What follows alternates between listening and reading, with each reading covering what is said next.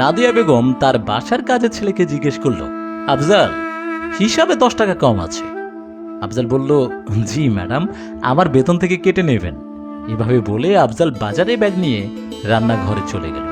আর নাদিয়া বেগম আজকেও তাকে কিছু বলতে পারল না, কিন্তু তার চেহারায় রাগ দেখে তার আমি বুঝতে পারলাম। কি হয়েছে মা, মাত্র 5-10 টাকার হিসাব তো, একটু এদিক ওদিক হতেই পারে, এত চিন্তিত হওয়ার কি আছে। তখন নাদিয়া বেগম বলল, এটা একবার কথা না, আমি যতবার আফজালকে বাজারে পাঠাই ততবারই 10 থেকে 20 টাকা অতিরিক্ত খরচ করে আসে। জিজ্ঞেস করলেই প্রতিবারে এটাই বলে যে বেতন থেকে কেটে নেবেন।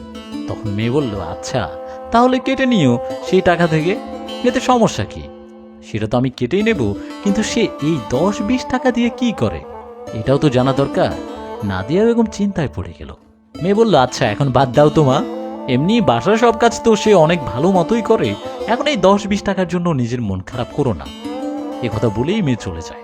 কিন্তু নাদিয়া বেগম কোনোভাবেই চিন্তামুক্ত হতে পারছে না। নাদিয়ার মনে আছে, যখন তার প্রতিবেশী তার রিটায়ারমেন্টের পর এখানকার বাড়ি ছেড়ে যাচ্ছিল, তাই প্রতিবেশীর আগ্রহে নাদিয়া আফজালকে নিজের বাসায় কাজের ছেলে হিসেবে রেখে দেয় তার কাছে। তাছাড়া অনেক বছর ধরে নাদিয়া আফজালকে তার প্রতিবেশীর বাসায় কাজ করতে দেখেছে, কিন্তু এখন আফজালের এসব আচরণের কারণে নাদিয়া অনেক চিন্তিত।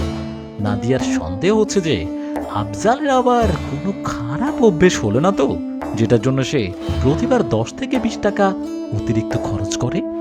এই চিন্তাতেই নাদিয়া আফজালের ব্যাপারে আরো জানার জন্য সেই প্রতিবেশীকে ফোন দেয়। প্রতিবেশী ফোন ধরে বলল, হ্যালো নাদিয়া আপা, কেমন আছেন আপনি? জি সব ভালো, আপনার সাথে একটু জরুরি কথা ছিল। হ্যাঁ বলেন। ওই যে আফজাল আছে না? হ্যাঁ, কি হয়েছে আফজালের? আরে না না, তার কিছু হয়নি, কিন্তু আমার মনে হয় ওর কোনো বদ অভ্যাস আছে। সে প্রতিবার বাজারে অযথাই 10 থেকে 20 টাকা বেশি খরচ করে আসে।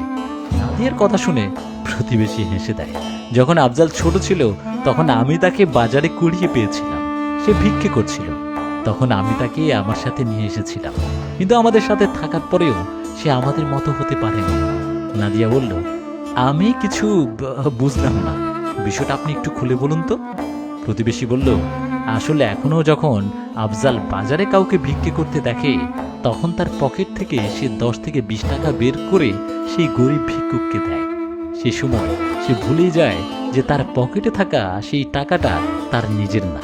প্রতিবেশীর কথা শুনে নাদিয়া স্তব্ধ হয়ে যায়।